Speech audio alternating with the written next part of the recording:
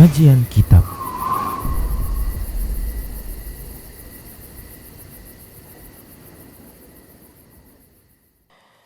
Assalamualaikum warahmatullahi wabarakatuh. Innal hamdalillah nahmaduhu wa nasta'inuhu wa nastaghfiruh wa na'udzu billahi min shururi anfusina wa sayyiati a'malina may yahdihillahu fahuwal muhtadi wa may yudlil falan tajida lahu waliyyan mursyida. Asyhadu an la ilaha illallah wahdahu la syarika lah wa asyhadu anna Muhammadan abduhu wa rasuluh alladzi la nabiyya ba'dah. Wa qala Allah subhanahu wa ta'ala ya ayyuhalladzina amanu taqullaha haqqa tuqatih wa la tamutunna illa wa antum muslimun. Ya ayyuhalladzina amanu taqullaha wa qulu qawlan sadida yuslih lakum a'malakum wa yaghfir lakum dhunubakum wa may yuti'illaha wa rasulahu faqad faza fawzan 'azima. Ya ayyuhan nasu taqu rabbakumul ladzi khalaqakum min nafsin wahidah wa khalaqa minha zawjaha wa batha minhuma rijalan katsiran wa nisaa'a wattaqullaha alladzi tasaaluna bihi wal arham innallaha kana 'alaikum raqiba. Amma ba'du, inastaqal hadithi kitabullah wa khairal hadi hadi Muhammad sallallahu alaihi wasallam wa syarral umur muhdatsatuha wa kullu muhdatsatin bid'ah wa kullu bid'atin dhalalah wa kullu dhalalatin finnar. Ikhwati wa akhwat azallahu wa iyyakum. Alhamdulillah kembali kita bertemu melanjutkan kajian kita membaca kitab yang ditulis oleh Al-Imam Amirul Mukminin fil Hadis huwa Al-Imam Al-Bukhari rahimahullah, yaitu kitab Adabul Mufrad. Di kajian lalu ikhwah rahimanallah wa iyyakum, kita sudah membahas terkait masalah kisah adanya permasalahan antara Salman Al-Farsi dengan Hudzaifah ibnul Yaman, di mana ikhwah hadis ini yang menjadi sorotannya bukan masalah permasalahannya, tetapi bagaimana Salman Al-Farsi bekerja di kebun. Di sini pekerjaannya di kebun sayurnya. Jadi Salman Al-Farsi kerjanya di kebun sayur.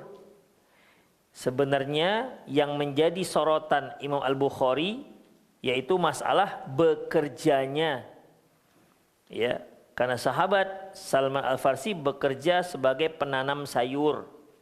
Itulah makanya babnya itu bab al-khuruj ilal mabaqalah, bab keluar tempat keluar untuk bercocok tanam di ladang. Wa hamlu syai' ala atiqihi ila ahli bizabil, dan membawa sebahagiannya ke rumah yang akan diberikan pada keluarga. Itu ikhwah. Tapi memang hadisnya hadis panjang, di mana di dalam hadisnya itu diceritakan oleh Amr bin Abi Qurrah Al-Kindi tentang dia mendengar adanya permasalahan antara Hudzaifah ibnul Yaman dengan Salman Al-Farsi. Lantas Abu Qurrah ini ingin mengetahui apa permasalahannya. Kenapa terjadi ketidaksepemahaman ataupun adanya clash antara Hudzaifah ibnul Yaman radhiyallahu anhu dan Salman Al-Farsi radhiyallahu anhu. Sehingga dia mendengar bahwasanya dia mau berjumpa dengan Salman Al-Farsi. Dikatakan dia sedang berada di kebun sayur. Itu menunjukkan bahwasanya dia sedang bekerja. Walaupun kerjaannya itu sebagai pekebun sayur, menanami sayur, mabaqalah, dengan berbagai macam sayur mayur. Itulah Salman Al-Farsi. Dan itu yang dijadi sorotan oleh Imam Al-Bukhari rahimahullah. Dan kisahnya disebutkan lengkap, ya, di mana ketika Abu Qurrah bertemu dengan Salman Al-Farsi di kebunnya, langsung ditanya oleh Abu Qurrah, sebenarnya apa sih permasalahan Anda dengan Hudzaifah bin Yaman? Karena Abu Qurrah ingin agar diselesaikan masalahnya, jangan dibiarkan berlarut-larut. Ikhwah rahimanallahu wa iyyakum. Lantas Salman Al-Farsi mengatakan, wa kanal insanu ajula. Memang manusia itu suka tergesa-gesa. Artinya kenapa sekarang? Harus saya beritakan, harus ditanyakan. Dia kan di situ dikisahkan dalam hadis ini, dia sudah mengangkat sayur itu di pundaknya dengan menggunakan tongkat. Mau diangkat lah. Ya kalau kita kan ada yang ngangkat itu kiri kanan, kemudian ada apa namanya? Ada kayunya begitu, di apa namanya, dipanggul ya. Demikian ikhwah. Di saat itu Abu Qurrah bertanya, apa sih masalah anda dengan dengan Hudzaifah bin Yaman? Ya tentunya Salman Al-Farsi ditanya begitu, jawabannya kira-kira gimana? Ya jangan sekarang, ini lagi kerja ini gitu, lagi bekerja ini, nanti sampai rumah. Maka Abu Qurrah mengikuti Salman Al-Farsi sampai ke rumah, sampai di rumah Salman Al-Farsi masuk. Dan kemudian Abu Qurrah pun dipersilakan untuk masuk. Dan Abu Qurrah dalam hadis tersebut menceritakan bagaimana kondisi isi rumah Salman Al-Farsi yang isinya sangat mutawadhi'ah, yang sangat sederhana. Barulah kemudian Salman Al-Farsi menceritakan apa permasalahannya, yaitu masalah di mana Hudzaifah ibn Yaman ini ikhwah, dia kan terkenal dengan sahabat pemegang rahasia Rasulullah. Banyak sahabat-sahabat itu nggak mengetahui rahasia Rasulullah, dan Rasulullah hanya memberitahu kepada Hudzaifah ibn Yaman.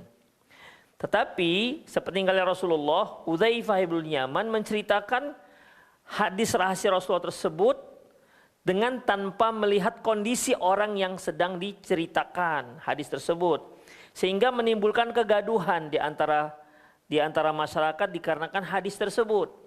Itu yang tidak disetujui oleh Salman Al-Farsi. Demikian, dia maunya apa yang Anda tahu sampaikan pada tempat yang memang layak untuk disampaikan.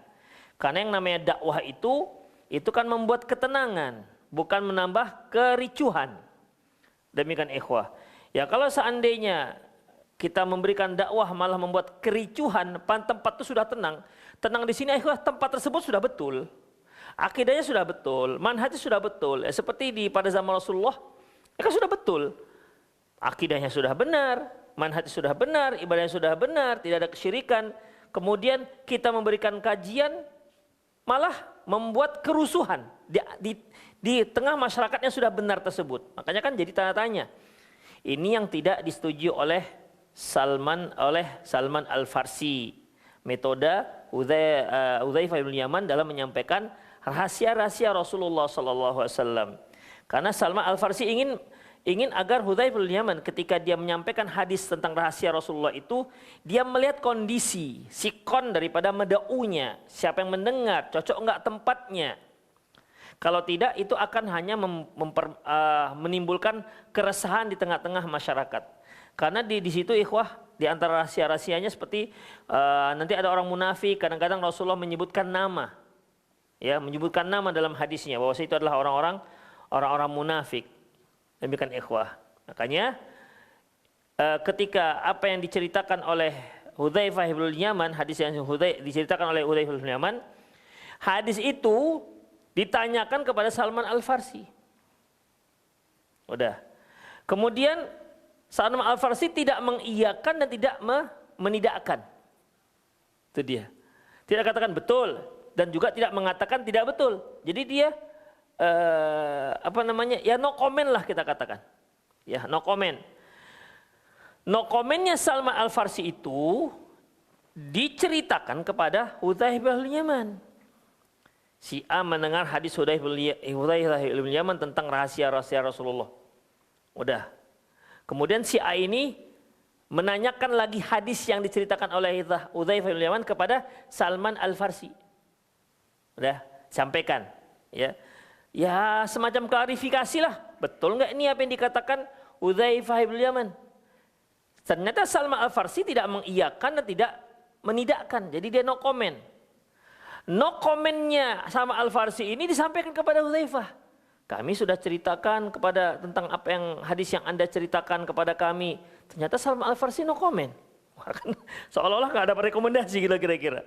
Marah Hudzaifah bin Yaman. Demikian ikhwah. Sementara Hudzaifah bin Yaman Salman Al-Farsi sengaja no comment supaya nggak tersebar banyak tentang hadis ini, yang tersebar di tempat yang tidak pada tempatnya lah gitu ikhwah. Udah akhirnya Hudzaifah bin Yaman beliau tersinggung, beliau mendatangi Salman Al-Farsi dan dia katakan, "Ya Salman ibnu Ummi Salman." Itu dia. "Wahai Salman, anaknya ibunya Salman." Betul nggak? Salman itu anaknya ibu Salman nggak? Hah? Ya iya. Tapi orang Arab mereka nggak boleh dinisbatkan kepada ibu. Seharusnya ayah. Ya Salman anaknya ayah Salman. Gitu seharusnya. Makanya kalau seorang dipanggil dengan nama kunyah itu sebuah kehormatan. Ya misalnya namanya Abdullah, nama anaknya Husain, dipanggillah dia Abul Husain, itu sebuah penghormatan. Lebih penghormatan dipanggil wahai ayahnya Husain ketimbang dipanggil nama. Itulah ikhwah, ya. Nah, ini penisbatannya kepada ibu. Ya Salman anaknya ibunya Salman, betul sebenarnya, betul. Tapi kan penisbatan nggak ke ibu.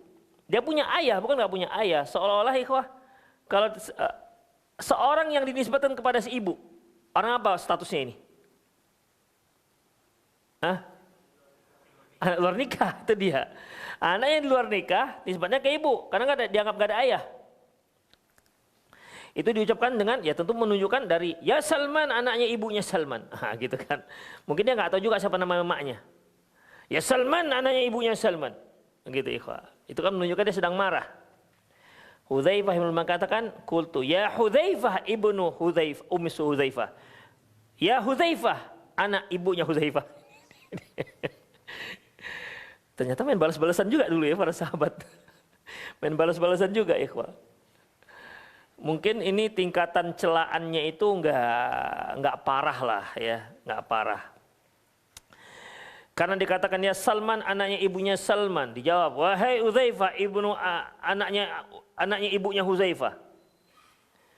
Kemudian tapi Salman Al-Farsi melanjutkan, la tantahiyanna, kamu hentikan periwayatan hadis seperti ini. Aula aktubanna fika ila Umar, atau aku akan laporkan kepada Umar. Itu ikhwah. Mendengar kata-kata Umar, falamma khawaftu bi Umar, ketika aku ingatkan dia, aku akan laporkan kepada Umar, maka tarakani, dia pun pergi, enggak lanjut pertengkaran. Ya. Kalau kamu seperti itu, aku akan laporkan kepada Umar bin Khattab. Karena apa yang kamu lakukan enggak pas. Mendengar akan dilaporkan kepada Umar bin Khattab, dia pun pergi. Itu ikhwah. Kemudian wa qad qala Rasulullah sallallahu alaihi wasallam, sungguh Rasulullah sallallahu alaihi wasallam bersabda, man min waladi Adam ana, aku adalah termasuk anak-anaknya Adam. Fa ayyuma 'abdun min ummati la'antuhu la'natan, siapa saja yang sempat aku laknat, au sababtuhu sabbatan, aku cela, fi ghairi kunhihi, sementara dia tidak layak untuk dicela, tidak layak untuk dilaknat, ya nggak laknat, dia nggak pantas dilaknat, tapi sempat aku laknat, mungkin dikarenakan masuk informasi atau ketika Rasulullah melihat sesuatu, ya lantas dilaknat oleh Rasulullah, padahal seharusnya nggak layak untuk dilaknat, atau dicela oleh Rasulullah, sebenarnya nggak layak untuk dicela. Fa'aja'alha alaihi salat, maka itu aku akan jadikan sebagai rahmat bagi dia. Itu menunjukkan ikhwah rahimanallah wa iyyakum bahwa Rasulullah itu sebagaimana yang Allah Subhanahu wa taala sebutkan dalam surat Al-Kahfi, qul innama ana basyarum mithlukum yuha ilayya. Katakan ya Muhammad, kamu itu hanyalah seorang manusia tapi dia mendapatkan wahyu. Artinya Rasulullah dalam kondisi-kondisi tertentu dia bisa salah. Ya, dia bisa salah. Lantas bagaimana kalau salah itu terjadi, kalau memang ada kemungkinan dia salah, lantas bagaimana dengan Al-Quran dan hadis? Kalau Rasulullah itu ada kemungkinan salah, dikarenakan dia manusia seperti ini. Ada kemungkinan dia salah laknat, ada kemungkinan dia salah celah. Berarti kan ada kemungkinan dia salah wahyu, ada kemungkinan dia salah memberikan hukum. Makanya ikhwah, sebagian orang mengatakan ini hadis nggak bisa diterima. Masa Rasulullah bisa salah? Kalau kita bisa salah, tapi masa Rasulullah bisa salah? Kalau Rasulullah bisa salah, bisa aja nanti orang mengatakan berarti Quran ada salah, cuman kita nggak tahu. Berarti hadis-hadis beliau bisa salah, tapi kita nggak tahu. Demikian ikhwah. Sama dengan hadis Rasulullah SAW terkait dengan masalah sihir. Beliau kan pernah kena sihir. Ya. Juga ditolak oleh orang-orang tertentu, dia katakan nggak mungkin Rasulullah itu bisa disihir. Kalau Rasulullah tersihir, terus bagaimana ketika dia menyampaikan wahyu? Jangan-jangan ketika dia menyampaikan wahyu dan dalam keadaan tersihir, salah wahyunya. Nah, demikian ikhwah. Para ulama menjawab, Rasulullah SAW pernah salah, bisa salah ya, bukan pernah salah, bisa salah. Dan Rasulullah SAW itu pernah kena sihir, tapi tidak sampai berpengaruh terhadap syariat yang beliau bawa. Itu ikhwah. Beliau kan katakan, barang siapa yang pernah aku laknat, padahal nggak layak untuk dilanat. Kan barang siapa? Mana tahu. Tapi dalam sejarah nggak pernah beliau melanat orang yang nggak layak untuk dilaknat. Nggak pernah beliau mencela seseorang yang tidak layak untuk dicela. Itu barang siapa. Nah, itu ikhwah. Karena bagaimanapun status beliau tetap sebagai seorang manusia. Itu ikhwah rahimani Allah wa iyyakum. Namun kisah ini bukan itu target Imam Bukhari. Target Imam Bukhari mencantumkan hadis ini dalam masalah apa? Kerjaan. Itu dia. Salman Al-Farsi sebagai tukang sayur, penanam sayur. Itu ikhwah. Dan dia bekerja, bukan seorang pengangguran, orang yang ongkang-ongkang kaki, tidak ada kegiatan. Itulah ikhwah. Makanya kalau kita lihat hadis berikutnya ya, kita bacakan hadis berikutnya.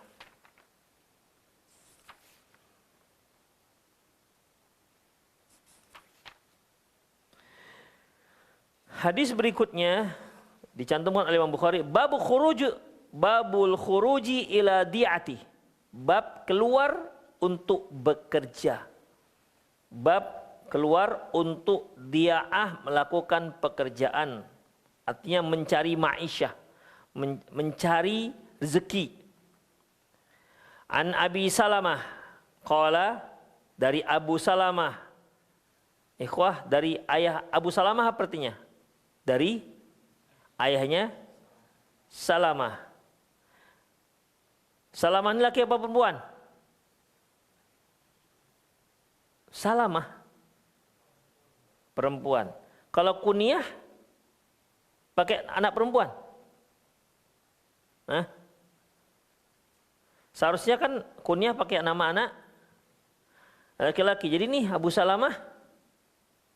Salamah itu ikhwah di sana nama laki-laki. Bukan nama anak perempuan. Tapi kalau di Indonesia Salamah itu dipakai dengan nama anak perempuan. Jangan antum namakan nama anak perempuan antum salah. Anak laki-laki antum Salamah. Siapa namanya akhi? Salamah. Mak? Beda. Karena nama Salamah itu di Indonesia digunakan untuk nama anak perempuan. Tapi di Arab digunakan untuk nama anak laki-laki. Ya sering singgung ini ikhwah. Hani di Arab sana untuk anak laki-laki. Di sini untuk anak perempuan. Apalagi Muawiyah. Muawiyah itu karena dia khalifah, sudah dikenallah dia sebagai nama anak laki-laki. Maisaroh gimana? Laki perempuan Maisaroh. Laki-laki? Pernah lihat antum? Di sini laki-laki Maisaroh. Si perempuan di sana? Laki-laki. Maisarah dipanggil apa nanti? Mai. Nah, kan gitu. Keren dia panggilan Mai atau panggil Saroh. Ikhwah, Maisarah itu nama laki-laki kalau di sana.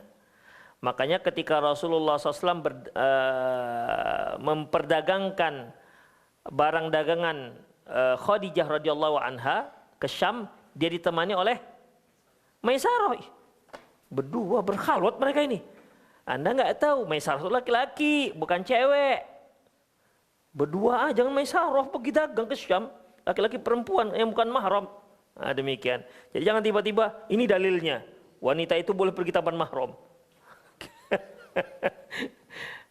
Salah paham, dia kira Maisarah itu perempuan, Maisarah itu laki-laki, dan di sini jangan antum namakan nama anak antum dengan Maisarah.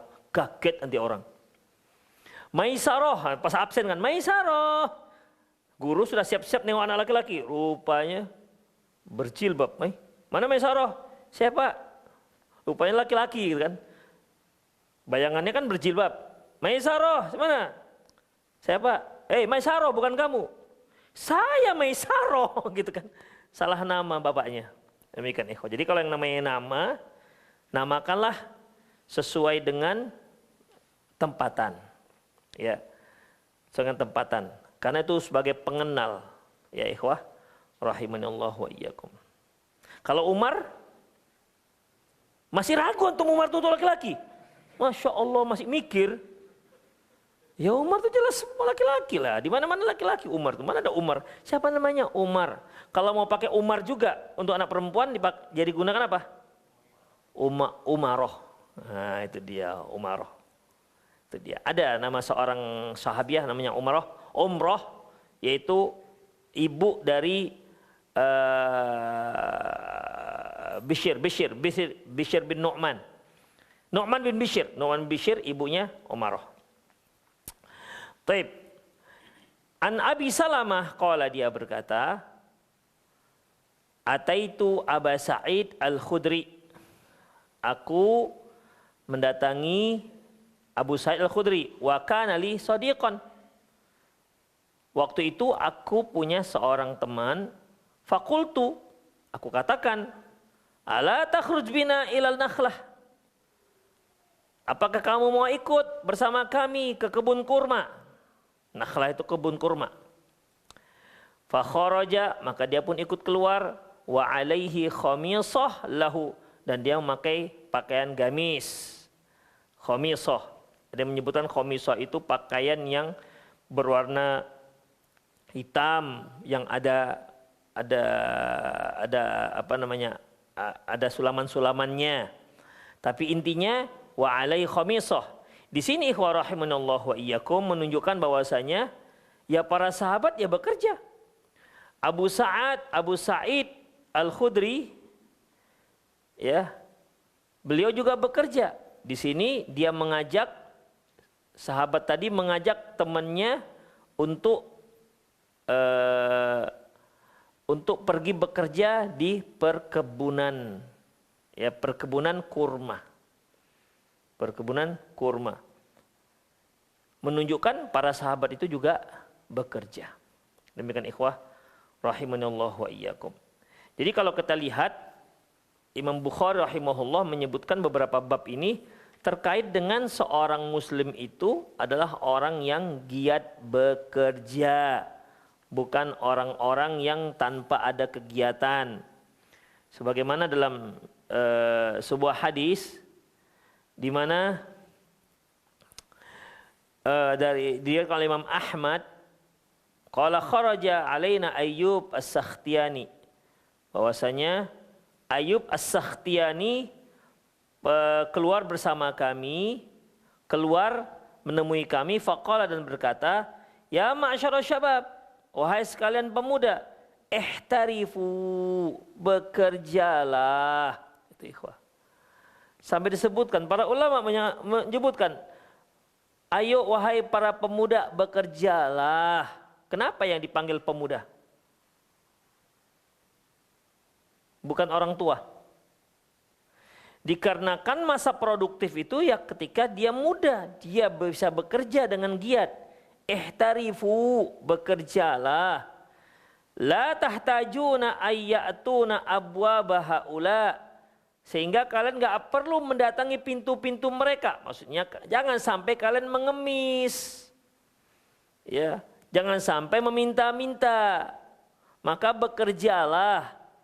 Oleh karena itu, rahimanallahu wa iyyakum, ketika dari Ka'ab bin Ujrah, ketika itu Rasulullah Shallallahu Alaihi Wasallam berjalan bersama beberapa sahabat. Lantas para sahabat ini melihat seorang sahabat yang kerjanya itu gigih, ikhwah, ya, kuat kerjanya. Maksudnya kerja untuk dunianya lah. Lantas karena dilihat bagaimana semangatnya sahabat ini, para sahabatnya tadi berkomentar, "Lau kana fi sabilillah." Ini semangat seperti ini, kalau seandainya dalam jihad fisabilillah itu paten sekali nih. Artinya mereka merasa, aduh sayanglah kalau untuk kerja dunia kita semangat seperti ini. Ini kalau seandainya digunakan untuk jihad fisabilillah semangat seperti itu, tentu nilainya akan sangat tinggi. Nah itu mereka maksud. Artinya mereka seperti menganggap kurang penting semangat seperti itu ketika mencari dunia. Melihat misalnya dagang, misalnya berdagang, kan ada semangat untuk dagang, ikhwah, ya. Mereka melihat ini kok terlalu, dagangnya kok sungguh sekali nampaknya semangat. Kalau semangat ini digunakan untuk fisabilillah, seolah-olah dia dagang dengan semangat itu tidak punya nilai. Itu ikhwah, ya. Menyayangkan, ya sayang semangatnya untuk kerja. Coba untuk jihad, kira-kira. Coba untuk jihad, tentu akan sangat besar pahalanya. Mendengar itu, Rasulullah Sallallahu Alaihi Wasallam bersabda, "In kana kharaja yas'a ala abawaihi al-kabiraini, fahuwa fi sabilillah." Kata Rasulullah, oh enggak begitu. Orang bekerja juga ada nilai jihad fi sabilillah.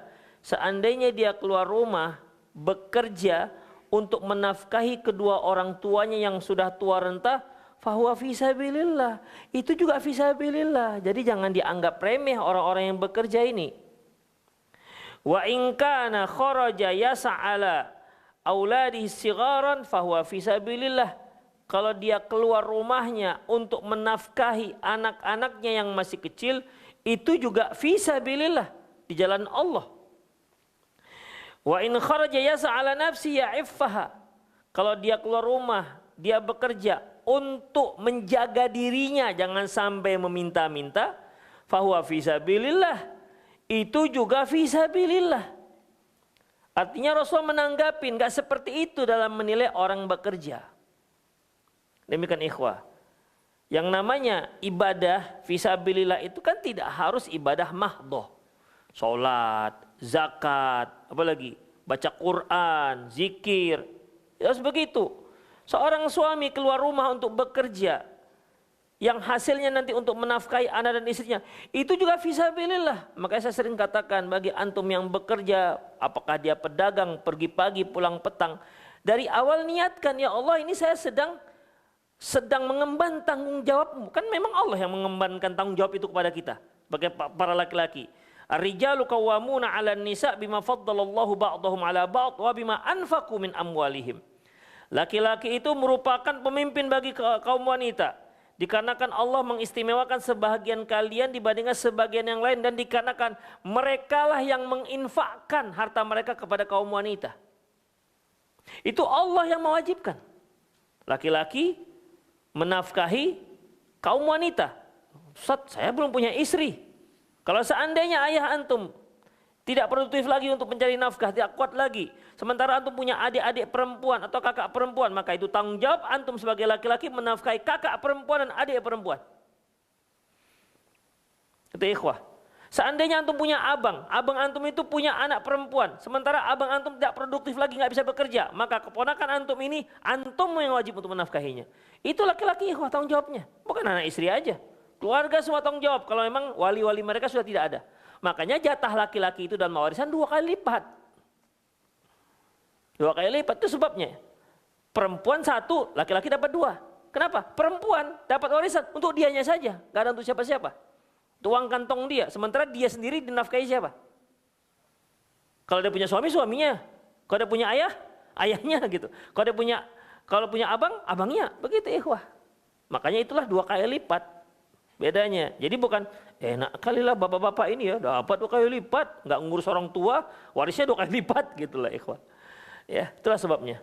Makanya ikhwah, yang bekerja, para suami yang bekerja, niatkan itu sebagai ibadah kepada Allah. Maka antum sedang jihad fisabilillah. Terhitunglah barometernya, argometernya sejak antum bekerja sampai pulang. Argometernya itu dianggap sebagai ibadah. Itu ikhwah.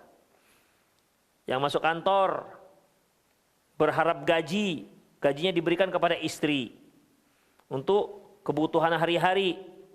Maka argonya jalan sejak antum menginjakkan kaki di kantor sampai jam 8, sampai jam berapa? Jam 5. Berarti 8, 9, 10, 11, 12, 1, 2, 3, 4, 5. 9 jam antum ibadah. Qiyamul lail saja kita 2 jam setengah goyang kaki kita. Ya kan? Mak, 2 rakaat sampai 1 jam udah cuk di belakang, udah bergoyang kiri kanan. Demikian ikhwah, itu ibadah. Sementara dia bekerja itu ibadah juga ikhwah. Rahimanallahu wa iyyakum. Itulah dia. Mana lebih besar ibadahnya? Dia berdiri qiyamul lail pada malam hari sampai sahur, dari mulai jam 1:30 sampai sahur. Dia bekerja di siang hari untuk anak istrinya. Mana lebih besar pahalanya? Kalau gitu nggak usah qiyamul lail lah, kerja aja lah kita. Gimana? Ikhwah, tempatnya beda-beda. Ya, tempatnya beda-beda. Untuk 10 terakhir ya qiyamul lail. Tapi gara-gara qiyamul lail anaknya lapar, nggak ada nasinya, berasnya habis. Bapak kemana? Qiyamul lail. Gimana? Berdosa antum tinggalkan. Maka utamakan yang wajib. Qiyamul lail apa hukumnya? Sunnah. Beri makan anak istri? Wajib. Tinggalkan qiyamul lail jika harus memilih. Kalau kita nggak usah memilih, dua-dua bisa kita lakukan, ya dua-dua ikhwah. Kerja juga, qiyamul lail juga. Nah, demikian ikhwah. Tapi intinya bahwasanya bekerja itu merupakan fisabilillah. Itu dia. Saya ingatkan itu ikhwah. Supaya antum itu kalau punya keluarga bekerja jangan suntuk bawaannya. Capek sekali, susah kali dunia ini ya, bekerja itu aja kerjaan. Kan begitu ikhwah. Ya kan? Berulang-ulang terus itu kerjaan kita. Gak usah lah, kita makan kan berulang-ulang juga. Makan, kenyang, sakit perut, lapar, makan lagi. Kan gitu-gitu aja. Ada kegiatan antum yang terbarukan setiap hari. Mana ada, itu ajanya. Raya beli baju baru, alhamdulillah nggak punya baju nggak apa-apa. Masih ada baju yang lama. Udah, kemudian pakai baju baru. Setelah pakai usang. Habis diusang, kan mau ngasih yang baru kan gimana gitu kan. Akhirnya disedekahkan, lagi yang baru, diusang lagi yang baru lagi, demikian. Istri juga begitu. Hah? Istri nggak bisa usang ikhwah. Kenapa? Karena kita menyunting dia dalam keadaan cinta. Maka cinta terus dipupuk, disirami, jangan sampai dia layu. Demikian ikhwah. Ya, jadi tidak ada yang namanya dunia itu ingin sesuatu yang baru. Ya dunia itu begitu-gitu aja. Dunia itu begitu-gitu saja. Tapi rahimanallahu wa iyyakum. Dan kata Rasulullah SAW, wa in kana kharja sa'riyaan wa fakhran fa huwa fi sabil syaitan. Kalau dia keluar rumah untuk riya, wah jabatan saya sekian, saya begini. Kemudian ini saya misalnya mau apa nih? Karena saya pejabat, saya mau ngasih sembako nih. Tolong kalian sorot ya, syuting dulu. Kita buat konten nih, saya mau bagi-bagi sembako ini. Demikian ikhwah. Kalau dia untuk riya, fahuwa fi sabil syaitan, maka dia dijalar syaitan. Malah dosa jadinya. Makanya ikhwah, kan sedikit saja. Niatkan itu untuk kewajiban kita yang memang Allah embankan kepada kita. Maka kita sedang ibadah kepada Allah Subhanahu wa taala. Demikian ikhwah. Ya, ibu-ibu juga sering saya ulang-ulang ini ikhwah. Ibu-ibu di rumah jangan merasa boring. Tahu boring kan? Orang Malaysia bilang boring, bosan di rumah. Karena kerjaannya kan itu saja. dicuci piring, habis makan kotor lagi. Cuci piring, habis makan kotor lagi. Cuci baju, habis dipakai bajunya kotor lagi, setrika lagi. Cuci baju, jemur, setrika, lipat. Cuci baju, jemur, setrika, lipat. Kan itu aja. Apa ada kegiatan yang lain terkait dengan baju? Demikian, hanya ada yang mandiri, ada yang main ongkos. Tapi begitu. Pakai kotor, cuci, kering, lipat. Setrika, lipat. Pakai lagi. Ada yang lipat-lipat, ada yang gantung-gantung. Tapi kan berputar itu semua. Ngurusnya kan itu semua. Tidak sedikit ibu-ibu yang merasa bosan dengan kegiatan itu. Maka ikhwah, kenapa dia bosan? Karena dia tidak melihat itu sebuah nilai. Padahal itu sebuah ibadah. Itu sebuah ibadah, itu kegiatan yang ibadah. Jadi istri ngurusin harta suami, anak-anak suami di rumahnya, dia sedang ibadah. Suami bekerja keluar, dia sedang ibadah. Jadi kita itu semua sedang ibadah. Kapan dapatnya? Kalau niatnya seperti itu. Masalah ngurusi anak rumah, memang orang kafir-kafir itu nggak ngurus rumah? Hah? Orang kafir-kafir itu ngurus rumah nggak? Ngurus, bukan antum aja yang ngurus rumah. Antum kira orang kafir-kafir itu nggak bisa masak? Bisa masak. Demikian, malah itu saja kerjaan dia, nengokin konten bagaimana masak. Sementara antum harus ngaji, ngapal-ngapal Quran kalau mau ngapal. Demikian ikhwah. Mereka juga bisa kerja. Orang kafir-kafir itu juga kerja. Bahkan perginya gelap, pulang gelap. Pergi ke kerja, dia masih gelap hari. Pulangnya apa? Udah gelap hari ini. Nggak, kiamat aja itulah. Mereka lebih sungguh-sungguh lagi. Memang hidup mereka itu ya untuk dunia. Kita kan masih ada rim-rimnya. Alah, nggak usah gini kali lah. Masih ada akhirat kita kira-kira. Tapi kadang-kadang masih ada akhirat kita. Akhirnya nggak kerja. Ada juga begitu.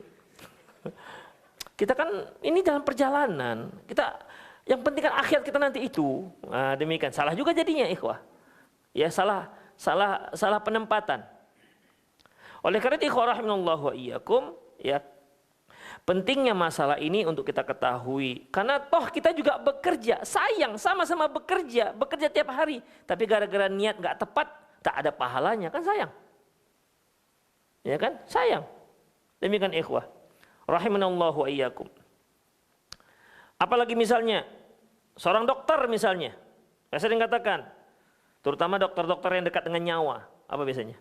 Kardio, ya kan, bedah saraf. Itu kan terkait dengan nyawa itu.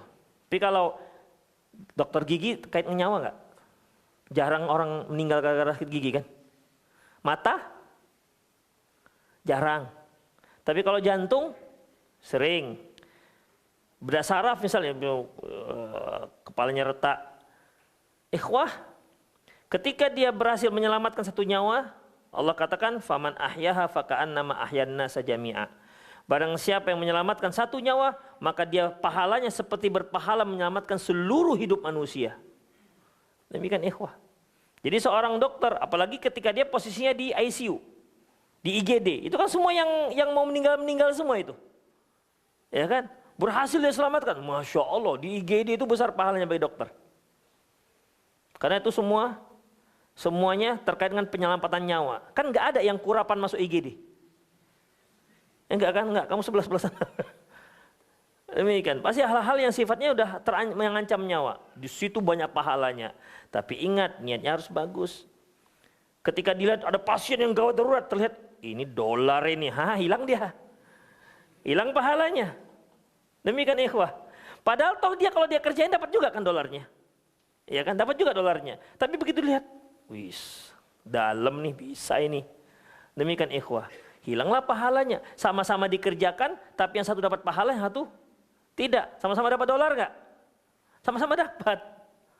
Itulah ikhwah. Jadi mindsetnya, niatnya harus benar-benar kita pakai supaya kita bisa melaksanakan wa ma khalaqtul jinna wal insa illa liya'budun. Aku tidak ciptakan jin dan manusia kecuali hanya untuk beribadah kepadaku. Demikian ikhwah, rahimanallahu wa iyyakum. Kemudian Allah Subhanahu wa taala juga mengatakan wa ja'alna nahara ma'asya. Kami jadikan siang itu sebagai tempat untuk mencari ma'isyah. tempat untuk mencari kehidupan. Artinya manusia itu, ikhwah, makhluk yang butuh makan. Tolong ibu-ibu yang punya anak, anaknya ditertibkan. Jangan teriak-teriak di belakang. Ma'asya itu artinya mencari kehidupan.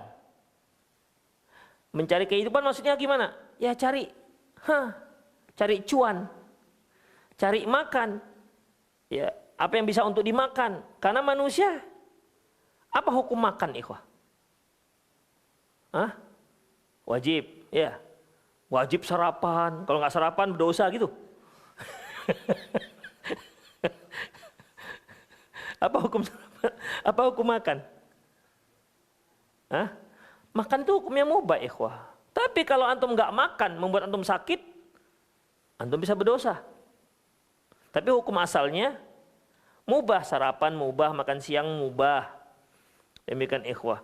Tapi juga bisa menjadi haram ketika makan itu bisa memudaratkan. Demikian, ikhwah. Ketika makan itu bisa dan jelas bisa memudaratkan, maka dia bisa menjadi haram. Dokter mengatakan, "Bapak jangan lagi makan durian, Pak ya." Siap. Begitu keluar rumah sakit udah durian ditengoknya. Sehingga tempat ucok misalnya. Begitu dia keluar dari ucok, langsung masuk IGD. Berdosa dia makan durian itu. Udah diingatkan masalahnya. Padahal makan juga. Tapi kalau kita makan durian apa hukumnya? Kita nggak percaya untuk mubah. Oke, nanti setelah kajian ada yang berani. Biar kita yakinkan bahwa saya makan durian itu mubah. Demikian, ikhwah. Jadi itulah yang namanya mencari kehidupan. Ma'asya itu mencari kehidupan, artinya ya mencari rezeki untuk sandang, pangan dan papan. Wa ja'alna nahara ma'asya. Makanya, ikhwah, bekerja itu siang. Allah siapkan waktu siang hari itu untuk bekerja, malam untuk istirahat. Wa ja'alna al-laila libasa wa ja'alna an-nahara ma'asya. Kami jadikan malam itu libas. Libas itu seperti kain penutup atau pakaian. Artinya tempat kita untuk istirahat. Makanya, ikhwah, rumah dalam bahasa Arab apa? Baitun. Baitun itu dari bata ya bitu. Bata ya bitu baitun. Bata itu artinya bermalam. Bata ya bitu, dia bermalam. Ya bitu sedang bermalam. Baitun, itu tempatnya. Makanya rumah itu dikatakan sebenarnya tempat bermalam. Kenapa rumah itu tempat bermalam? Iya, karena orang itu menggunakan rumah itu ya malam. Demikian, ikhwah. Siangnya kita nggak di rumah. Malam yang kita di rumah. Maka dikatakan rumah itu baitun. Bukan mudillun. Itu dia. Ya, baitun. Tempat bermalam. Itu baitun. Demikian, ikhwah. Ya, itulah seharusnya. Tapi kalau mau tidak mau antum harus mencari ma'isyahnya pada malam hari. Pada malam hari apa biasanya? Kerjaan yang terkait dengan malam hari? Mencuri. Security, mencuri bukan pekerjaan enggak? Ada orang profesi mencuri gitu. Nah, demikian, ya. Ya, security apa lagi? Lontong malam. Kenapa dia dikatakan lontong malam? Karena jualannya malam. Tapi ketika lontong dijual pagi, kenapa nggak dikatakan lontong pagi? Karena umumnya lontong itu jual pagi. Makanya nggak ada sate di Padang tuh, nggak ada sate Padang. Karena memang sudah di Padang dia. Demikian, ikhwah. Jadi itulah dia, ya. Pekerjaan yang dilakukan pada malam hari. Biasanya operator mesin yang memang dia harus bekerja, mesin itu bekerja 24 jam, pasti ada pulusannya pada malam hari. Demikian, ikhwah. Jika memang iya seperti itu ya, tapi kalau antum punya pilihan antara kerja malam dengan kerja siang, maka pilihlah siang, ikhwah. Demikian, ikhwah. Malam itu memang untuk untuk keluarga, untuk cengkrama dengan keluarga. Rasulullah sebelum tidur ngobrol-ngobrol dengan istrinya. Demikian, ikhwah. Waktu keluarga itu family time, itu dia. Tapi kan rata-rata kalau yang kerja malam, yang lain sudah tidur, anak-anak sudah tidur. Maka diharapkannya ketika weekend lah dia bisa bisa ada family time-nya. Tapi banyak juga bapak-bapak ketika weekendnya dia lebih rindu dengan ikan sepat, dengan ikan mujairnya ketimbang istri dan anaknya. Pagi-pagi sudah mancing, pagi-pagi sudah bawa pancing. Kemana bang? Mancing gitu kan. Mancingnya tempat yang gratis pula itu, di selokan. Gitu. Demikian ikhwah, ada yang goes, tidak ada waktunya untuk keluarganya. Padahal itu harus dia sediakan. Demikian ikhwah. Supaya para istri-istri ini tidak bosan di rumah. Harus kasih motivasi begitu kan. Motivasi yang paling sangat memberikan kekuatan bagi seorang istri apa? Motivasi yang paling kuat. Duit, betul. Memang antum itu paten kali. Demikian, tambah Dik, jangan lemas di, iya bang, rasanya udahlah abang tambahkan 50% uang belanja. Itu seperti dapat doping gitu. Itu diantaranya, tapi nggak semua duit loh, nggak semua ibu-ibu nggak semua kayak gitu. Masya Allah kalau ibu ini. Itulah ikhwah, rahimani Allah wa iyyakum. Ya, jadi Allah katakan dalam surah Al-A'raf, wa ja'alna lakum ma'aisha qalilan ma tashkurun. Kami jadikan kepada kalian ma'aish, yaitu untuk mencari penghidupan. Qalilan ma tashkurun, tapi sedikit yang bersyukur. Di antara orang yang enggak bersyukur ini tidak memanfaatkan hidupnya untuk mencari ma'isyah. Sementara dia sebuah kewajiban. Demikian ikhwah. Wajib itu wajib mencari kehidupan, terutama kalau dia sudah punya keluarga, wajib dia lakukan. Salat wajib enggak? Wajib. Ketika antum misalnya kan ada saat-saat kita enggak bergairah itu. Lemas kemudian mungkin karena sudah kerja gitu kan. Pas siang hari kan sudah mulai lowbat itu. Adzan berkumandang. Bisa katakan, aduh zuhur kali ini minta diskon lah ya gitu. Bisa? Ya nggak bisa, itu kewajiban. Mau lemas nggak lemas, antum harus lakukan. Karena itu sebuah kewajiban. Kecuali kalau antum sudah banyak stok, udah banyak tabungan. Misalnya dia Ramadan kan, Dik, abang mau iktikaf aja lah Dik. Pokoknya tidur di Masjid Muwahhidin. Sahur di sana juga Dik, sahur. Buka juga di sana, Mak, penghematan. Tapi kan nggak apa-apa. Para donatur tuh senang dengan orang begini. Kalau seandainya sudah kasih donasi kemudian nggak ada yang sahur, nggak ada yang buka puasa, mana ya buka puasa? Bapak-bapaknya 4, 20 anak-anak sebentar puasa atau enggak? Ya begitu kan, banyak begitu masjid-masjid. Bapak-bapaknya cuma 5, selebihnya anak-anak. Demikian ikhwah, dilihatnya Masya Allah bapak-bapak semua yang puasa, dia buka puasa dengan donasi dia, kan senang ikhwah. Jadi jangan sentimen juga dengan gitu-gitu. Kita aja, ayo buka puasa di sini aja. Pindah kami Ustaz. Gak usah pindah, maksudnya buka puasa di sini, gak usah pindah kemari. Itu ikhwah. Artinya itulah dia. Kalau kewajiban itu nggak bisa kita, aduh saya lagi malas, nggak usah lah, nggak bisa. Apalagi sedang tidak ada. Demikian ikhwah. Apalagi sedang tidak ada. Kalau sedang ada nggak apa-apa. Seperti tadi kan. Jadi makan kami gimana bang? Alah ini kamu buka lah di dalam amplop ini. Di brankas kita tuh ada. Coba tengok dulu. Mana bang? Sudah sana ada. Ternyata sudah ada $10.000. $10.000 berapa? Dolar sekarang 16.700. Hah? 170 juta ya. 160 juta. Tuh, $1.000 ya. Kalau $1.000 kan? $10.000. Udah kamu habiskan lah ya. Tolong ketika masuk malam takbiran udah habis ya. Wah, keren juga itu kan. Demikian ikhwah. Ya udah, dia berarti untuk masalah itu selesai. Tapi apakah ada kewajiban yang lain? Ada. Demikian ikhwah. Karena kita para suami bukan hanya ngasih makan. Dalam sebuah hadis nanti di hari kiamat seorang istri akan menuntut suaminya di hadapan Allah.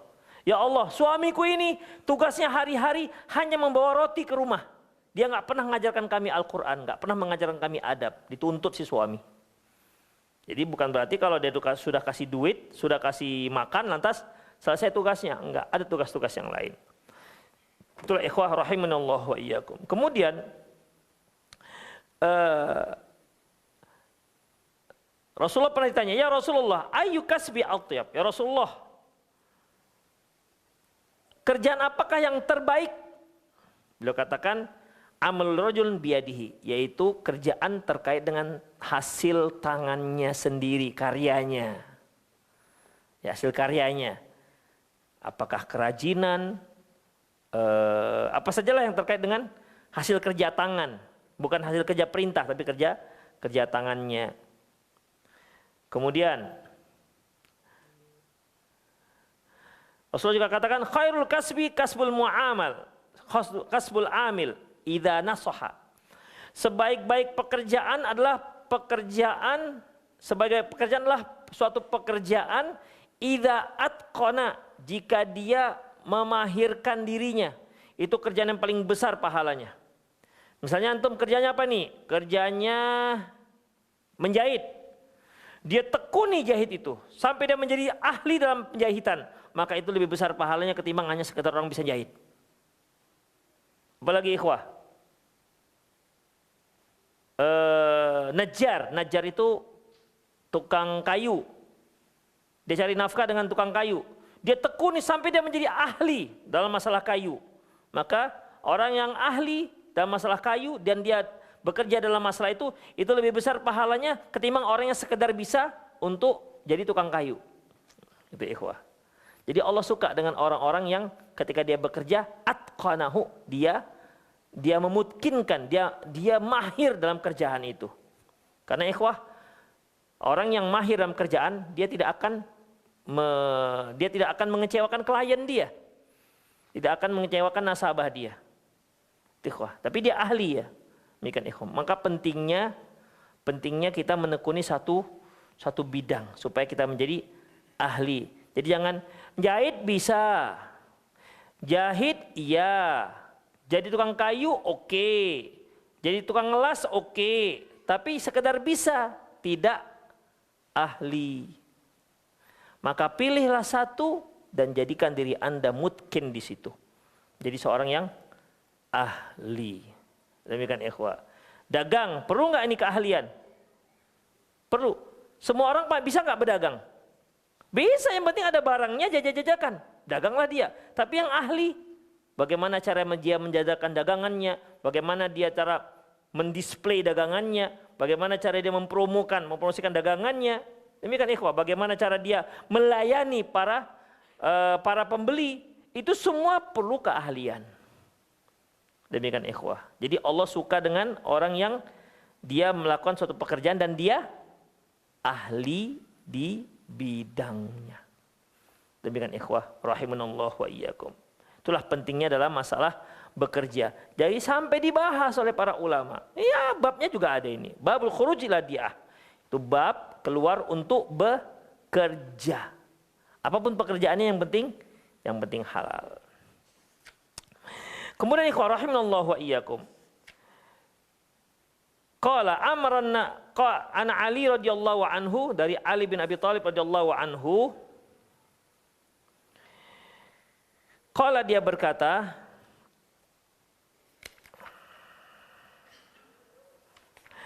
amaran Nabi sallallahu Abdullah bin Mas'ud ayyas'ada syajaratan fayatihi minha bisyai'. Bahwasanya Nabi sallallahu alaihi wasallam menyuruh Abdullah bin Mas'ud untuk manjat pohon.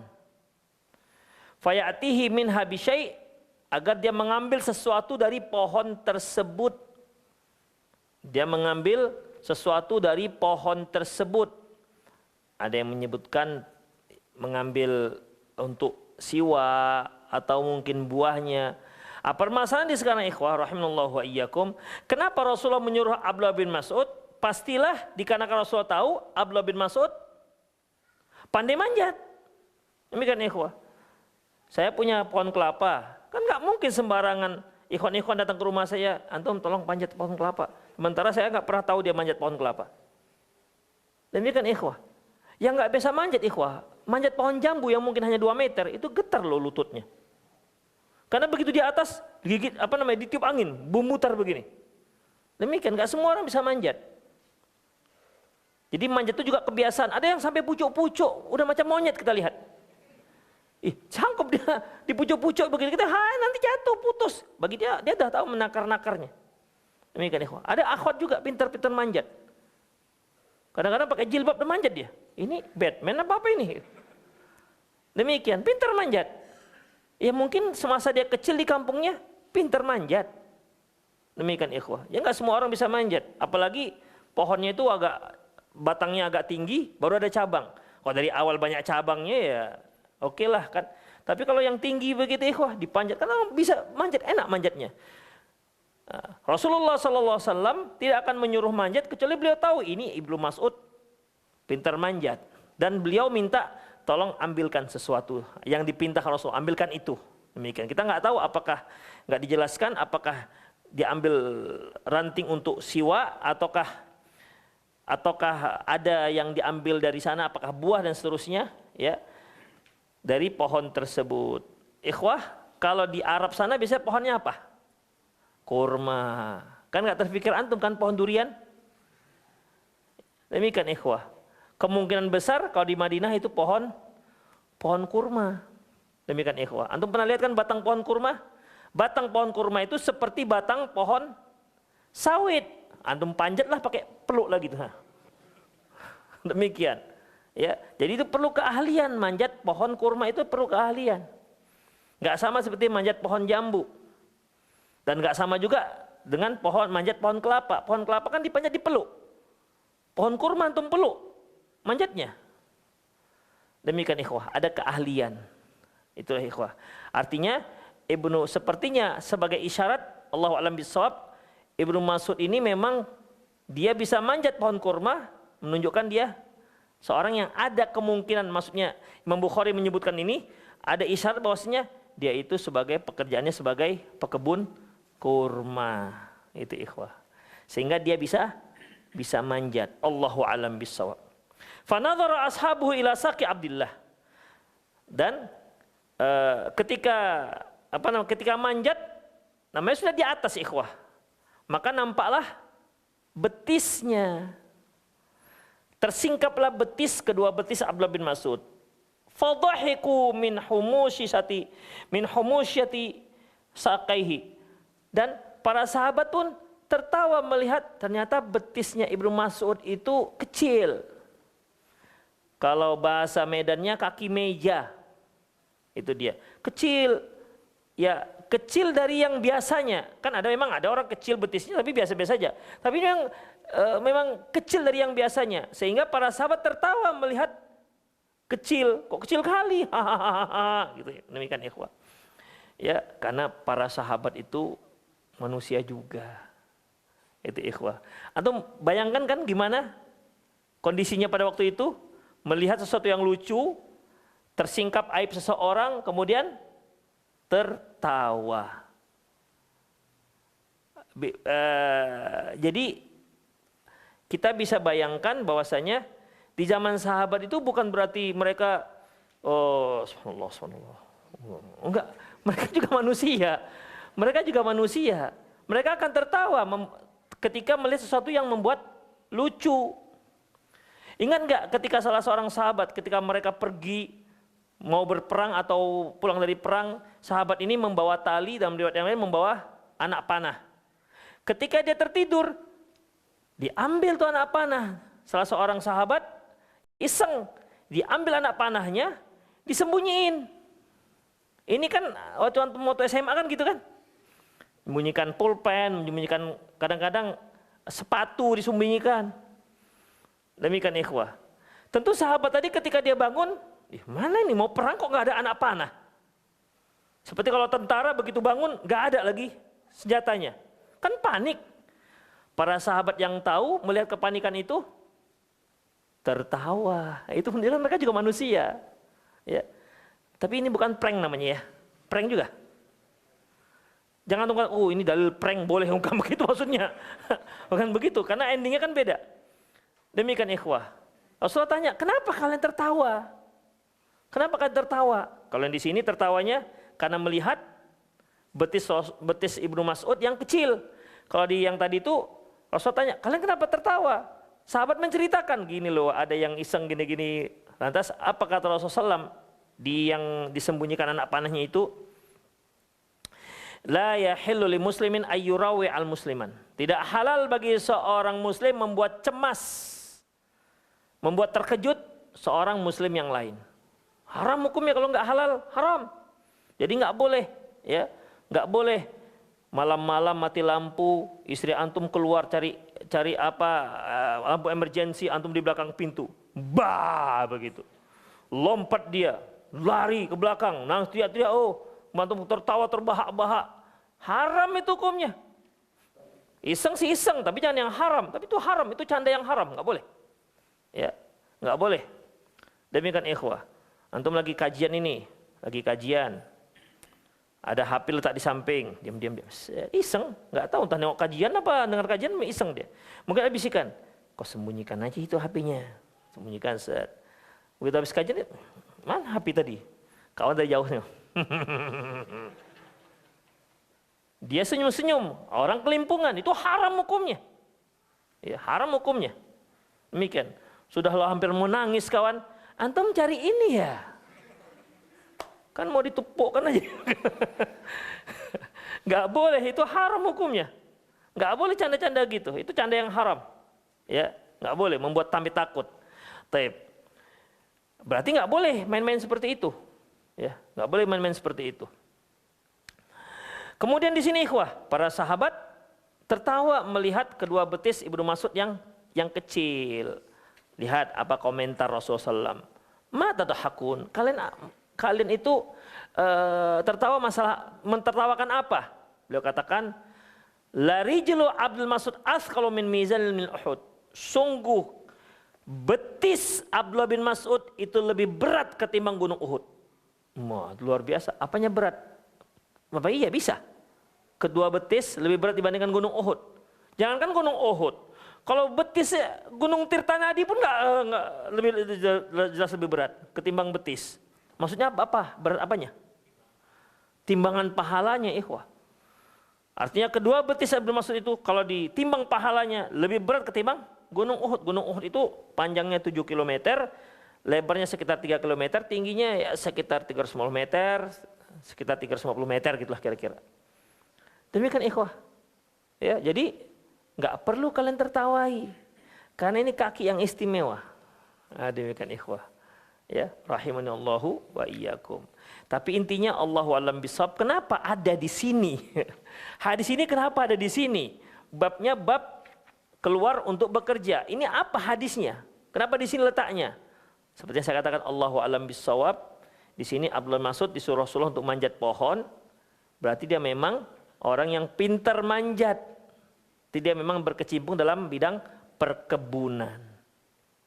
Perkebunan lah ya. Demikian ikhwah. Sebab kalau pertanian nggak ada yang dipanjat. Antum kan nggak ada manjat padi, nggak ada kan? Jadi bukan pertanian, ini perkebunan.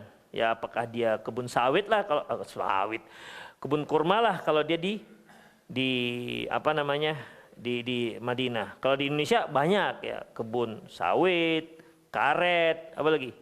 Durian, mangga. Oh, di Indonesia banyak. So, kalau di sana kemungkinan besar yang dimaksud adalah kebun. Yang demikian ikhwah, itulah dia. Intinya adalah di sini bab seorang muslim harus bekerja. Ibnu Mas'ud pernah mengatakan bahwasanya dia sangat tidak suka dengan seorang muslim yang duduk-duduk, tidak berbuat yang bermanfaat untuk dunianya dan juga tidak bermanfaat untuk akhiratnya. Sebentar saya bacakan.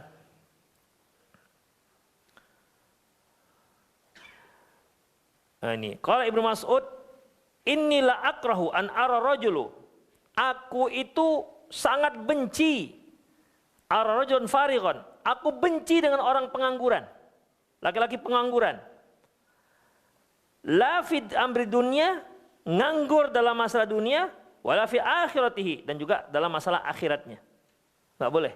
Jadi kita tetaplah bergerak, bermanfaat untuk dunia dan untuk akhirat. Kalau enggak, orang yang jadi dibenci oleh Abdullah bin Mas'ud.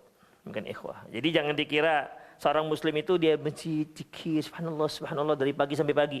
Kemudian nanti makannya gimana? Ya mana tahu Allah berikan rezeki, ada rantang datang untuk makan siang, untuk makan malam.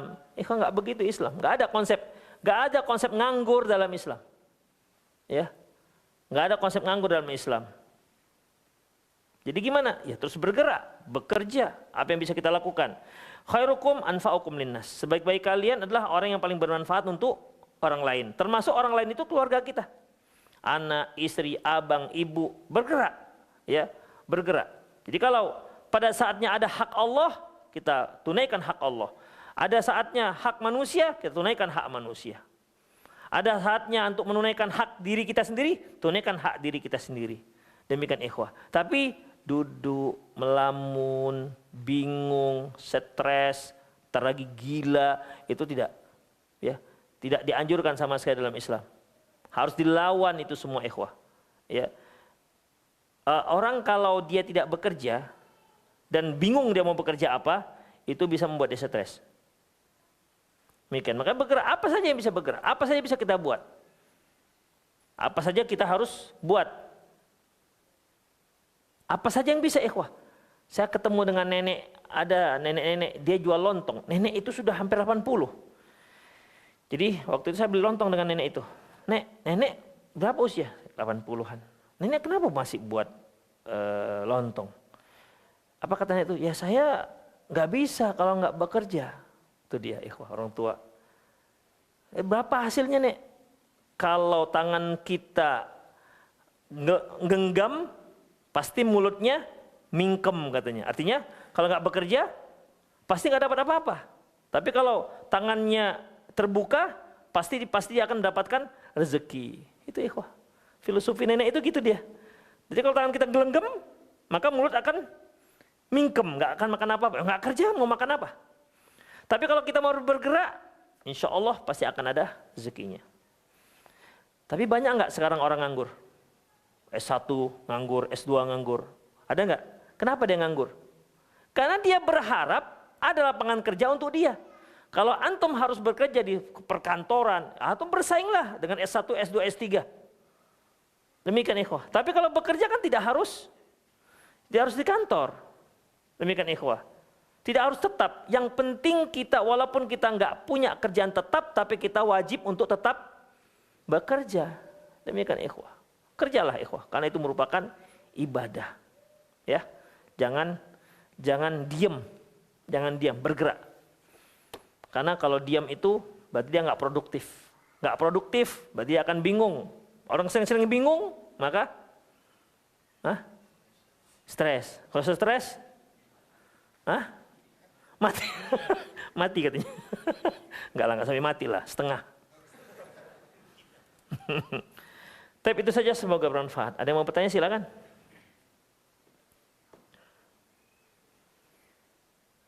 Ada? Atau melalui 0813 600 661.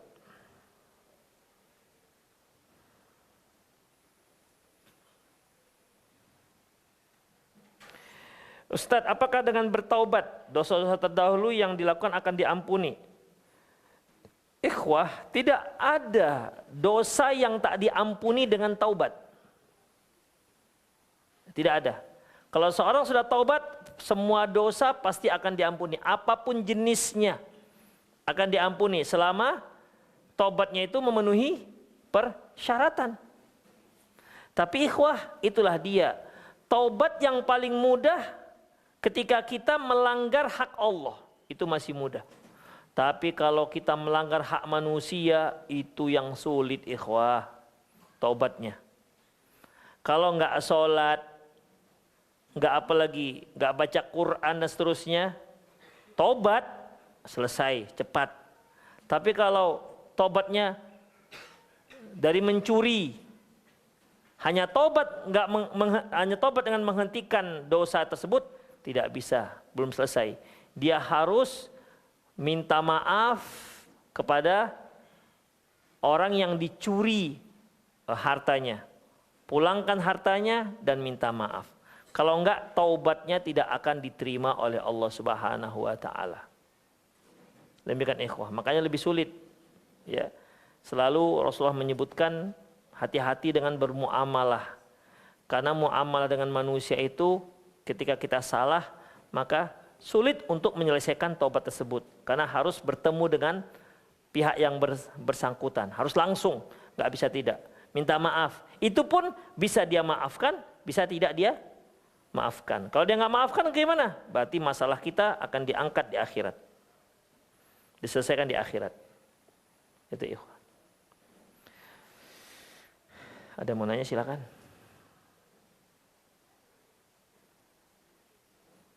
Ya, silakan Pak.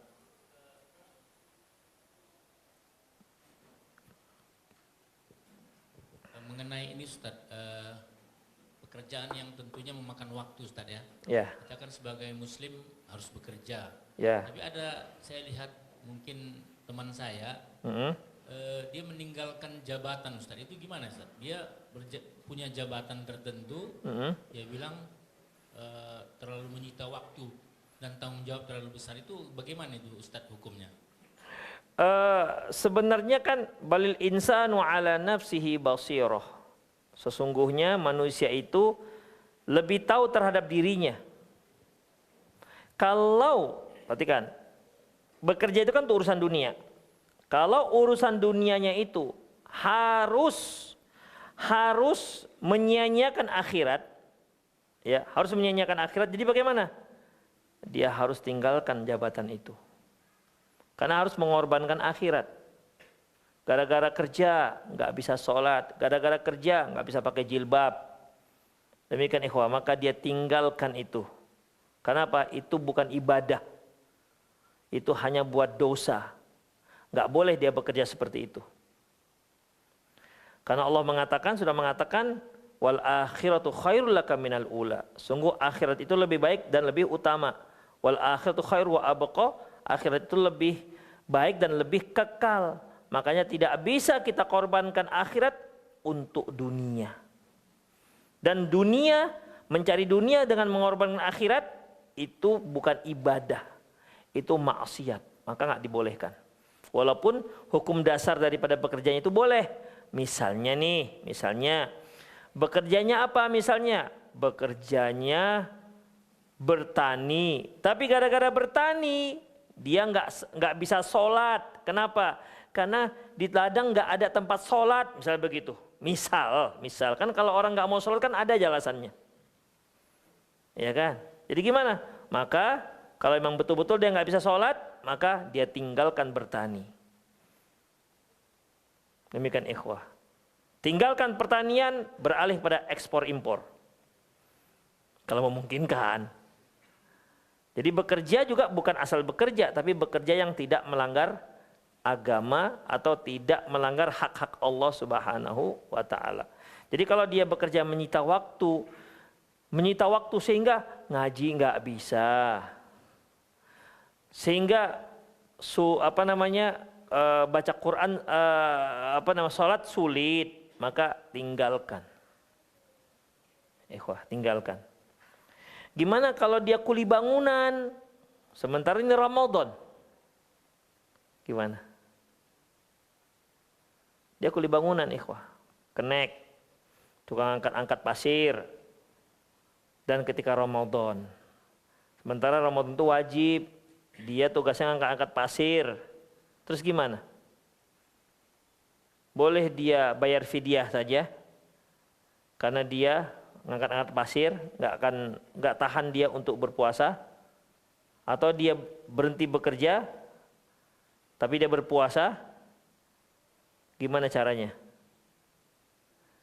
Ikhwah, maka saya katakan tadi, yang Allah Subhanahu wa taala suka orang yang bekerja dan dia itqon dalam pekerjaannya. Itqon itu dia ahli, bekerja cerdas, namanya ahli itu. Kemudian dia tahu batasan-batasannya. Demikian ikhwah. Ya kalau dia sebagai kuli kasar, angkat beras. Kemudian kalau memang itu memang yang dia lakukan sehari-hari, maka insya Allah sambil berpuasa juga nggak ada masalah. Apakah mungkin orang sambil berpuasa, ngangkat beras sambil berpuasa, mungkin nggak? Mungkin. Perang Badar itu perang lagi. Antum bayangkan perang itu gimana dulu? Pakai tombol-tombol lu perangnya? Pakai tombol? Enggak. Face to face, duel one by one. Duelnya bagaimana? Duelnya hidup mati pakai pedang. Pedang itu terbuat dari apa? Kayu. Dari besi, besi benturkan besi, tong begitu. Kan bergetar itu ikhwah. Sampai ke tulang itu getarannya kalau besi ditemukan besi. Gak percaya tuh ambil itu, situ ada besi beton yang 16, pukulkan ke tiang itu. Tapi jangan bawa pulang tuh betonnya. Taruh lagi. Apa yang dirasakan? Bisa mereka puasa. 17 Ramadan, perang Badar itu 17 Ramadan loh. Ya. Perang Badar 17 Ramadan. Perang penaklukan Spanyol. Ya. Penaklukan Spanyol. Yang siapa namanya pemimpinnya ikhwah? Tariq bin Ziyad.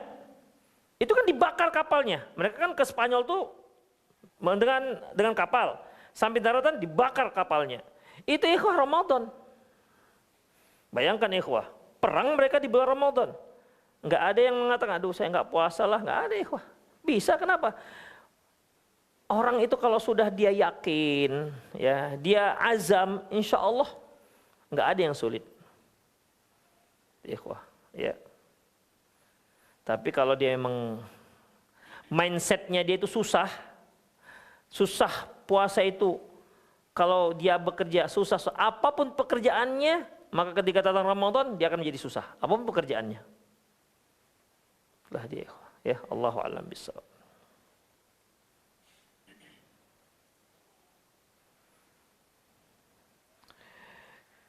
Selanjutnya,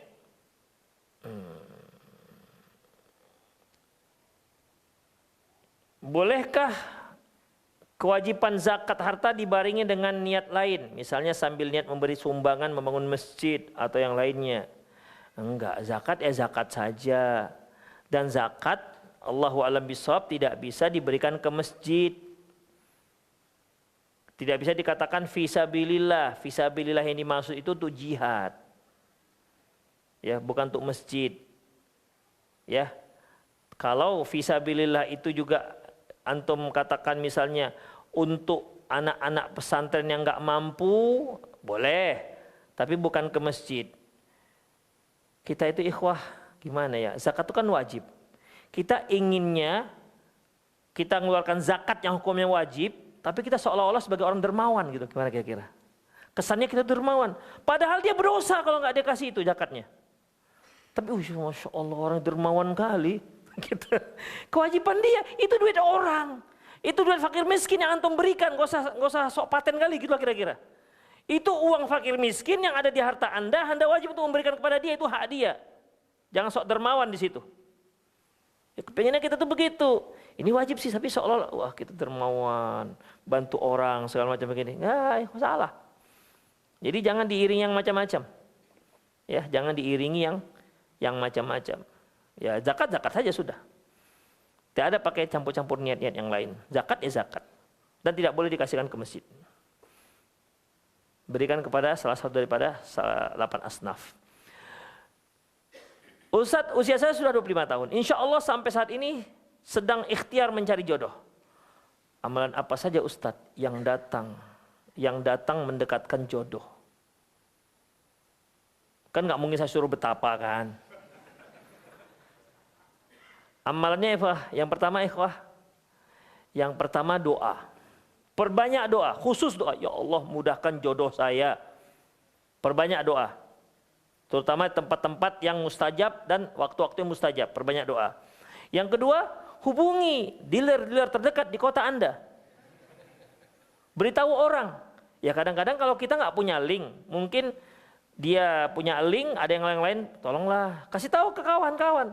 Tolong saya udah saatnya nih mau nikah, tolong ya kalau ada calon carikan. Begitu ya, harus dikasih tahu, jangan malu. Oh nikah itu halal kan? Demikian. Ya, mana tahu ada calon yang bagus. Demikian ikhwah. Dari sekian puluh orang yang antum hubungi mungkin ada 1-2 yang punya calon. Dari yang 1-2 punya calon ini mana tahu dari yang 2 itu ada yang tertarik. Itu ikhwah. Makanya bilang saja nggak apa-apa. Saya udah mau nikah ini, boleh nggak kalau ada calon carikan untuk saya. Ikhwan akhwat sama. Kalau akhwat udah sampai waktunya untuk menikah, bilangkan kepada ibu-ibu. Jangan kepada bapak-bapak. Nanti bapaknya baper. Macamnya saya ini yang ditembaknya. Demikian. Jangan ke bapak-bapak, ke ibu-ibu. Ya, karena tahu ibu itu punya anak, punya family, atau punya kenalan, atau suaminya punya, atau mungkin ibu itu mencari istri yang kedua untuk suaminya. Kan paten kali itu ikhwah. Ya kan? Antum nggak mendukung. Demikian. Pas sekali ya ukhti, suami saya memang mencari lagi untuk yang kedua. Iya Umi, saya memang untuk yang kedua juga nggak apa-apa. Kan bagus sekali ikhwah. Ya kan? Dicatat dalam tinta sejarah itu. Atau apa mungkin, oh iya memang anak Umi juga mencari. Hubungi orang-orang yang terdekat, yang kenal, nggak apa-apa. Demikian. Tapi tolong jangan buat flyer ditempel di Masjid Muwahhidin. Kurobek dia. Itu ikhwah. Itu yang terpenting. Itu namanya usaha. Ya itu usaha nggak apa-apa. Antum juga misalnya mau mencarikan jodoh untuk anak, boleh antum tanya. Antum sudah saat ini nikah? Udah Pak. Ini saya punya anak, atau antum berminat, boleh nggak? Boleh ikhwah. Apalagi ini zaman persaingan. Antum lihat ada seorang ikhwan yang baik, masya Allah soleh, dekatin. Antum udah mau nikah belum? Kadang-kadang kan dia mau menikah, tapi siapalah yang mau dengan saya, kan gitu. Kita buka peluang. Iya sebenarnya sih sudah. Udah ada calon belum? Belum. Kita ada calon. Demikian. Nggak apa-apa. Umar bin Khattab mencari calon untuk anaknya, Hafsah. Tadinya kan ditawarkan kepada Ali bin Abi Thalib. Abi Thalib nggak mau. Tawarkan kepada Utsman nggak mau. Tawarkan kepada Abu Bakar nggak mau. Tawarkan kepada Rasulullah, diterima oleh Rasulullah. Bayangkan ikhwah. Ya. Lantas Abu Bakar pernah ditanya, kenapa Anda nggak mau tadinya? Iya, karena saya tahu Rasulullah pernah menyebut-nyebut nama anak Anda itu. Itu ikhwah, kan luar biasa. Ya. Jadi bukan berarti ketika tak diterima di si A, berarti akan diterima si B yang levelnya lebih rendah dibandingkan si A. Belum tentu. Demikian, belum tentu. Bisa saja nggak terima si A, di B terima, padahal si B ini lebih bagus dibandingkan si A. Demikian. Ya, jadi tak diterimanya itu hanya satu, yaitu memang belum jodoh.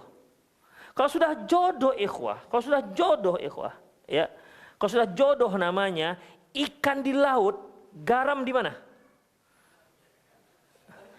Di laut juga. Kecuali garam Himalaya di gunung. Demikian, asam di gunung bertemu dalam kuali. Udah takdirnya begitu. Demikian. Kita nggak tahu takdir kita di mana ketemu jodoh. Jangan-jangan antum mencari ternyata ketemu di Irian Jaya. Kita nggak tahu kan?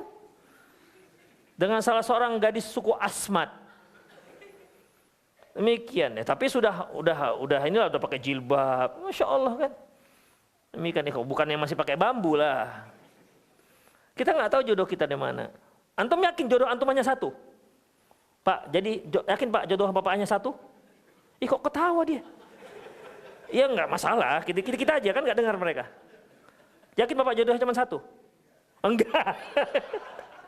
Goyang juga kawan rupanya. Demikian, belum tentu. Kita ya terserah takdir. Kalau Allah katakan dua, siapa yang berani menentang? Cocok kan? Berat kali di dalamnya. Demikian ikhwah, itulah dia ya. Makanya hubungilah. Kalau memang sudah saatnya menikah, hubungi orang-orangnya. Bagaimana tentang hadis keutamaan baca Al-Kahfi di hari Jumat? Apakah sahih? Hadis sahih disahihkan oleh Syekh Al-Albani rahimahullah. Apakah seorang istri yang bekerja apakah termasuk jihad fisabilillah? Iya, termasuk jihad fisabilillah kalau memang dia tujuannya untuk membantu keluarga. Tapi kalau untuk nambah-nambah uang jajan, tambah kekayaan, enggak. Karena dia hanya untuk dirinya sendiri. Beda dengan suami. Suami itu untuk keluarganya, untuk anaknya, untuk istrinya. Demikian. Dan itu kewajiban dia. Adapun istri, kewajiban dia ngurus rumah suaminya. Tapi kalau suaminya misalnya suami yang sengsara lah mungkin, atau miskin, dia bilang, bang, adik ikut bekerja lah ya, adik lihat abang tuh miskin kali nampaknya. Dia mau bekerja, jualan apa begitu kan, boleh silakan. Itu termasuk jihad fisabilillah, karena membantu sang suami. Atau mungkin dari penghasilan suami nggak cukup, sementara anak butuh sekolah, boleh. Tapi kalau hanya dagang-dagang hanya untuk memperbanyak uang tabungan, maka nggak termasuk. Allahu a'lam bishawab. Karena dia bukan tidak beda level dengan sang suami. 10. Bagaimana hukumnya memperkerjakan atau mengerjakan suatu pekerjaan yang tidak kita mahir di bidangnya? Soalnya banyak lapangan kerjaan yang diisi karena bukan orang yang berkompeten. Ikhwah rahimanallahu wa iyyakum. Permasalahannya itu kan siapa yang memberikan amanah. Demikian. Siapa yang diberikan amanah? Yang pemberi ini siapa yang memberikan dia amanah itu? Kita saja secara logika, kita mau buat kue. Kita mau serahkan kepada seorang. Mungkin asal caplok orang aja. Ini buatkan saya kue ya. Tentu kan kita harus tahu dulu, ini orang ini bisa nggak buat kue tersebut. Itu masih buat kue. Demikian ikhwah. Itu masih buat kue. Oleh karena itu, permasalahannya bukan hanya yang menerima. Yang memberi amanah itu siapa? Demikian ikhwah.